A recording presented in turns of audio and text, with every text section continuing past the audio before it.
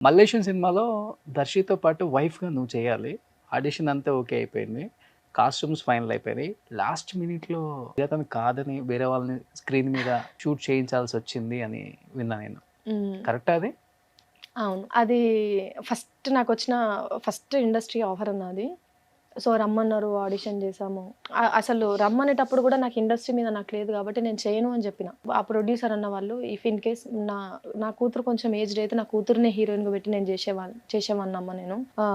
అంటే నా కూతురినే నేను బెట్టి నేను చేయాలి అని అనుకుంటున్నా అంటే ఆ క్యారెక్టర్ ఎంత బావుంటదో మీరు ఆలోచించుకోండి అని జెప్పేసి అన్నప్పుడు నాకు ఆ వర్డ్ నచ్చింది నాకు. నేను ఆడిషన్ ఇచ్చిన తర్వాత గూడా బావుందమ్మా ఓకే అని జెప్పేసి అన్నారు. ఒక 1 వీక్‌లో ప్రాసెస్ నడుస్తది. నేను మీకు చెప్తాను అని జెప్పేసి అన్నారు. అగైన్ మళ్ళీ 1 వీక్ అంటే నేను మళ్ళీ కాల్ చేశాననమాట. ఒక 2, 3 డేస్ తర్వాత నేను మళ్ళీ కాల్ చేశా. కాల్ చేసిన తర్వాత లేదమ్మా వేరే వాళ్ళని పెట్టుకున్నారు. ఐ యామ్ సారీ అని చెప్పేసి సడెన్‌గా ఫోన్ పెట్టేశారు.